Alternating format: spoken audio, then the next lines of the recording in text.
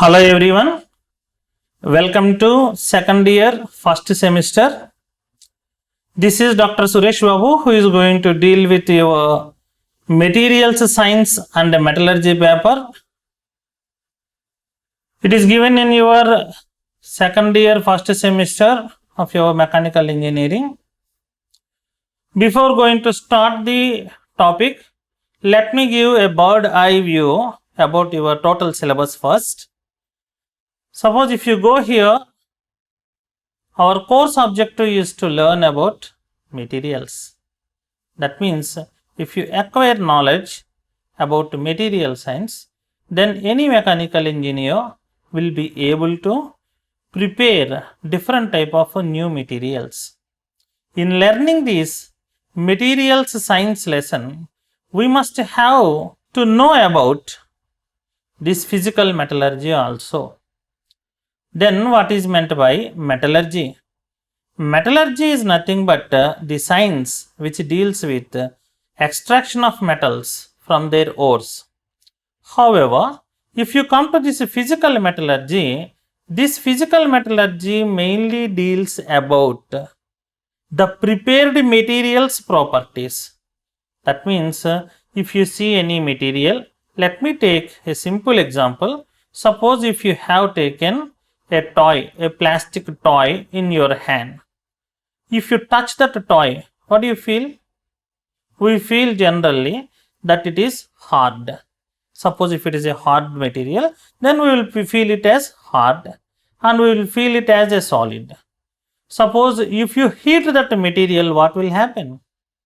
Slowly that plastic material will become softened. After some time, it will go into a liquid state. That means the material property is changed when you change the temperature of that material. So, materials properties will change along with temperature and with different type of environmental conditions also. So, in this physical metallurgy, we will deal with such type of changes. So, this total paper will deal with the materials science and metallurgy. Let me start with this unit 1. If you see the syllabus of this unit 1, the heading of this unit 1 is structure of metals and constitution of alloys. Here if you see, it mainly deals with metals and also it deals with alloys. That means this paper is mainly going to deal with different type of metals and alloys only. However, we have a fifth topic, that means unit 5, which deals with ceramic materials, but all total 4 units are mainly going to deal with metals. What I mean to say here is, suppose if you say material, here it is material. So, if you want to say anything material, it might be metal or might not be metal. But in this paper, we are going to deal with the metals mainly, because here we wrote metallurgy, physical metallurgy. This unit mainly deals with different type of bonds present in metals and their crystallization properties. Suppose if you come to unit 2, it will deal with ferrous metals and alloys. So, by the name itself, you can identify that this will deal with the iron metals. So, in unit 2, we mainly deal with the iron metals and their alloys, and we will see different type of strengths and properties, and what is cast iron, what is steel, and different type of things will also be learned in this unit 2. Suppose if you come to this unit 3 mainly deals with heat treatment of alloys. Just now we only discussed about the effect of temperature and materials. So this unit mainly deals with that effect of temperature, and with that effect of temperature, how the metals will change their properties, especially in accordance with this iron and iron carbide system. So, finally, if you come to this unit 4, the name itself indicates that metals are taken in its powdered state. Metals are taken in their powdered state. Here it is given as metallurgy. That means metals are alloys which were taken in powdered state. If you take any metal in its powdered state and you can give a surface coating on another material, then properties of those materials will also change. So we will deal with that type of concept in this unit 4. Finally, as I already said to you, this unit 5 mainly deals with ceramic and composite materials. Generally, if you say ceramic, there will be one thing. Generally, students will imagine about tiles. Tiles are ceramic materials, but tiles are not only the ceramic materials. Ceramic materials means it contains different type of materials and there are vast number of varieties. However, in this lesson, we are going to deal with refractory materials, which are bricks which are used in our factories and their manufacturing process. In this way, mainly this materials science and metallurgy paper mainly deals with metals, and there is one topic, small topic about ceramic materials also. Let us start our today's lesson about this unit 1, structure of metals and constitution of alloys. Let us start the lesson. This is unit 1. Here the heading of this unit 1 is structure of metals and constitution of alloys. In this lesson, we are going to discuss about bonds in solids. First of all, I wish to give an introduction to this topic and then we will deal with these bonds in solids. So, let us deal with these bonds in solids by taking small example. What is a solid and what is a liquid and what is a gas? In our school days only we knew this one. That means suppose if you take any material and in this material if atoms are present at fixed positions, that means if this material is having a definite shape, then that material is said to be a solid material. A, this is A, this is B, and this is A and this is B. Let us imagine that these are different type of atoms present in this solid. That means a solid is a material which will give a definite shape and which will occupy a space or volume. Suppose if you take a liquid, suppose if there is any slant position like this, suppose if I take water and if I pour water here, what will happen? This water will move from one place to another place slowly. That means if I imagine that molecules present in water, these molecules were not fixed in certain position. That means there is no fixation of position of these molecules. They will go slowly. That means they will move slowly. That means a liquid material is one which will gain the shape of the vessel into which it was poured. So, suppose if you take any glass and if you pour water in it, then that water will gain the shape of that vessel. Suppose if you take any vessel like this and if you pour water into this one or any liquid into this one, then automatically it will gain that shape. You can ask me a simple question, sir, we are going to deal with metals and metallurgy and everything. You already introduced like that, but you are speaking about water now. Why? I am not only speaking about water, there are different type of metals which are in liquid state. Suppose if you have taken this mercury, Hg, this mercury is called as liquid metal. So, here if you knew about this one, then you can automatically know about the material science of metals also. Suppose if you take gas, suppose if I took gas in a vessel which is fitted with a piston, then these gaseous molecules will always want to occupy the available space for them. That means they will move automatically randomly in all directions and they want to occupy the space available for them. So, position of these atoms or molecules is not at all fixed in gas also. So, in solid, we can say that the position of atoms or molecules in that solid materials are fixed. Though I am saying fixed, they can vibrate. That means these atoms or molecules present in solid generally give small type of vibrations, and these vibrations will increase if you change the temperature. That means if you increase the temperature generally. So, in this unit 1, we are going to deal with bonds in solids. That means what I mean to say here is, what is this bonds in solids? That means in solids, we already discussed that they are having fixed positions like A and B. Then our science comes here and asks why they were fixed, why A is attracted by B or B is attracted by A, why they were in those positions only. So we will deal with such type of bonds in solids. So before going to start this lesson, let me give you this introduction also. This is the notes which you are going to learn in this semester. So please go through by line here. Matter can exist in three forms: solid, liquid and gaseous state. In solid state only we find atoms in fixed positions. As a result, material will acquire definite shape. Just now we discussed this one.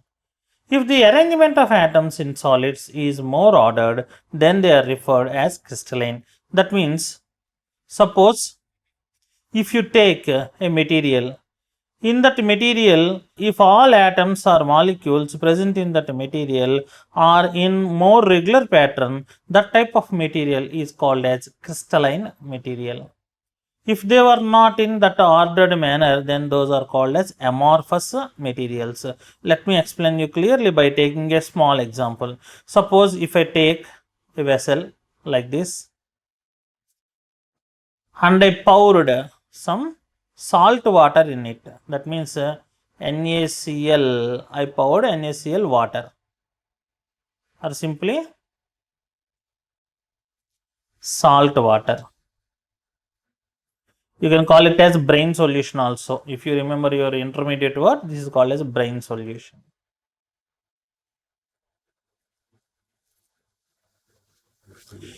If I heat this vessel, what will happen after some time? All water present in this vessel will be evaporated.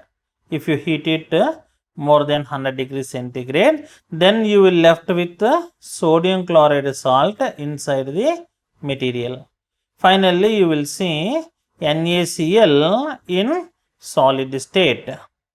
If you observe this sodium chloride solid under microscope, you will observe that it is having a definite and particular shape. That means face-centered cubic structure.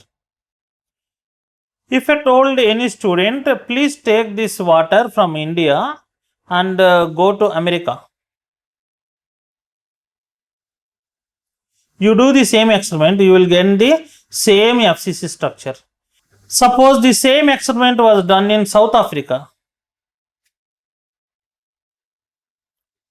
What will happen? You will get the same face-centered cubic structure. That means sodium chloride is having a specific ordered arrangement.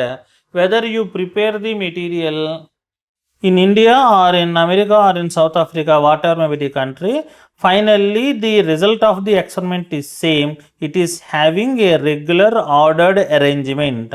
If you find any material in such type, then that NaCl crystal is said to be having a crystalline nature. Did you understand what is meant by crystalline nature now? Crystalline nature means, suppose if I take a material like this, let me take X, let it be Y, and again you're coming with X and you're coming with Y, and this is X and this is Y. Again below this X there is Y, and here it is X and here it is Y, and here it is x, and here it is y, and here it is x. That means this structure is having an ordered nature. So x, y, x, y, x, y, and again y, x, y, x, y, and x. So if you see any material in this manner, then that material is said to be a crystalline substance. Is that clear? So this material is a crystalline solid material. There are different type of materials. That means there are some materials which are amorphous materials. Amorphous materials means those are not having a crystalline ordered nature. Let me give you an example for that one also. Suppose if I take a plastic material like this. This is the plastic material. Let us imagine that this is a plastic material. If you take this plastic material and measure its strength, that means its strength was measured by an instrument. So then you please melt this one and again solidify this one. Then you cannot get same type of strengthened material or same type of material which is having the similar strength as that of the starting material. Suppose let us imagine that this is starting material and this is the ending material. Suppose if you do the same practical in different times at different places, you will get a different type of materials. That means the melting point of these materials, that means let us imagine that this is material A and this is material B. The melting point of this A is different from this B. That means after solidification or during solidification, it won't come into same type of crystalline nature or same type of molecular arrangement when you cool the substance or when you solidify the substance. Such type of materials are called amorphous materials. That means their properties are not specific. They will alter always. And at the same time, you can ask me a question, sir. You can I say that amorphous materials are not having any regular arrangement? No. Suppose if you take any amorphous material, that amorphous material also is having some type of regularity, but for very short lengths. Suppose if I take a material, here also let us imagine that this is plastic material. Here, these polymeric chains are in ordered nature, but the adjacent polymeric chains are in different order. And here there is another order. Here is another order. Here are another ordered molecules. That means amorphous materials are also having some degree of crystallinity, but the degree of crystallinity is not present throughout the total material. So what happens here, sir? Suppose if I take a crystalline material, what's there? If I take an amorphous material, what's there to be learned from this one? Suppose if you take this SiO2 in glass material. In glass material, the SiO2 linkages are not in regular pattern. So then that glass material must be called as amorphous. Suppose if I take this SiO2 and if I say that it is crystalline, then it must be referred as quartz. That means the same SiO2 linkages are present in different pattern in different materials. So suppose if you take glass material, they will be present as amorphous material, and at the same time if you take a quartz crystal, they are present in ordered manner, then you must call it as crystalline. The properties, physical properties of materials will mainly depend upon this arrangement of atoms or molecules in materials. That's why we are going to deal with this one, As a result, the material will acquire a definite shape. The arrangement of atoms in solid is more ordered. They are referred as crystalline. And if not, they are called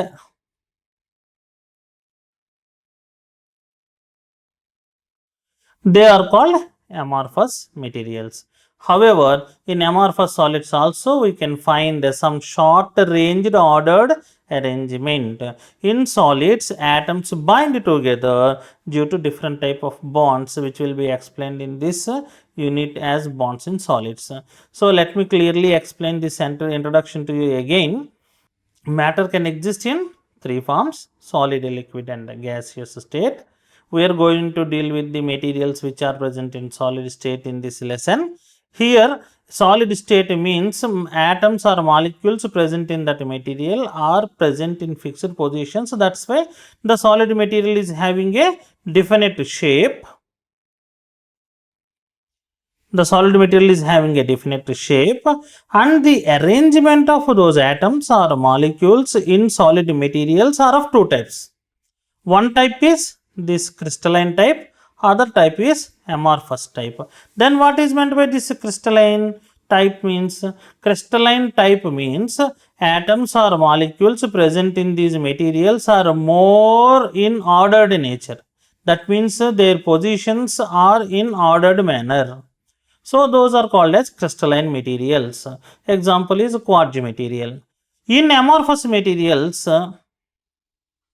the atoms or molecules are present in irregular manner. That means they are not present in ordered manner. However, they contain some extent of ordered nature also. Example is glass material. So now let us directly come to our lesson. This is bonds in solids. In this bonds in solids, we will discuss about different type of bonds. Let me start with an example. There must be a reason for a bond. According to science, there must be a reason to make a bond between two atoms. Suppose if I take an atom like Na, sodium, its atomic number is 11. Its electronic configuration is 1s2, 2s2, 2p6 and 3s1. I think you knew that there is one rule, that means every atom generally tries to gain octet configuration in its outer shell. So if you see here, this is octet configuration, 2s2, 2p6 is the octet configuration. So this sodium atom always wants to retain this configuration and always wants to lose this 3s1 electron to any other atom if it needs. So suppose if you take chlorine, atomic number of chlorine is 17, then its electronic configuration is 1s2, 2s2, 2p6, 3s2, 3p5. Suppose if you take this chlorine atom, what is here? Here it is trying to gain the octet configuration. Here it is 3s2, 3p5. Suppose if it gains one electron, automatically it will gain the octet configuration. So if sodium atom in its vaporous state wants to give its 1s electron, then chlorine automatically takes that electron into this 3p5. Then what will happen? Let me write like this, Na plus. Why I wrote Na plus? It lost one electron. So its electronic configuration is 1s2, 2s2, 2p6. Yes, it is stable. If I take this Cl, I have to write Cl minus because it gained an electron extra from that sodium atom. Electrons are having negative charge. So if it gained one electron, automatically it will gain negative charge. So now its electronic configuration is 1s2, 2s2, 2p6 and 3s2, 3p6. Yes, here also octet configuration satisfied. So in transferring one electron from this sodium to chlorine, sodium must come close to this chlorine atom, and an electron from the outermost orbit of this sodium atom must be transferred to the outermost orbit of that chlorine atom. In this close association, it gained Na plus charge here and it gained Cl minus charge here. So, this Na plus and Cl minus both will attract each other and finally you will gain a solid NaCl. So, there is a bond formed between these two ions. Is there any bond really? No. There is no bond, but there is an attraction between these two atoms. So, the position of this Na was fixed by Cl minus attraction and position of Cl minus also fixed by this Na plus ion attraction. So, both were attracted each other. These two are ions. That means this type of bond is called as ionic bond, as you already knew this one in your intermediate and in your school days also. Here, I am going to deal with NaCl. Why I am going to deal with NaCl? In NaCl, Na is nothing but metal. So, you can easily extract sodium metal from this NaCl. There is one process, I think you already knew this one, that process Downs process. By using a metallurgical process of Downs process, you can extract this sodium metal from this NaCl. So, knowing about this bond will help you to extract that metal. That's why we are going to knew about this type of bond. So, these type of bonds are called primary bonds. Let me take another example. Suppose if I take MgCl2. What is the electronic configuration of magnesium? Magnesium is 1s2, 2s2, 2p6, 3s2, because the atomic number of magnesium is 12. So, 2 plus 2, 4, 4 plus 6, 10, 10 plus 2, 12, satisfied. This magnesium will feel more stable if it is having 2s2, 2p6 configuration in its outermost shell. So, this magnesium always wants to give away its 2 electrons. Suppose if you place 2 chlorine atoms here, what will happen? This chlorine atom will take 1 electron and this chlorine atom will take another electron. Then you will get Mg plus and plus 2 because it lost 2 electrons, Cl minus and Cl minus. Finally, all will bond together to form MgCl2. This magnesium chloride is an ionic compound. That means bonds are formed between atoms due to a reason. We are going to find that reason in this lesson. That means why this atom was bonded to this atom, or why this ion was bonded to this ion, or why this molecule was bonded to this molecule. In this type, we will learn about all such things. Since this is the first class for you, I don't want to take you deep into the subject in the first class itself. I will stop teaching here.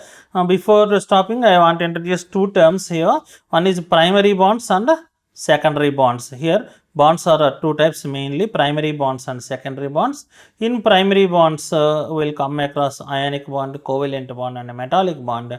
In secondary bonds, we will come across van der Waals force of attractions and interhydrogen, that means hydrogen bonding and dipole-dipole bonds, different type of bonds.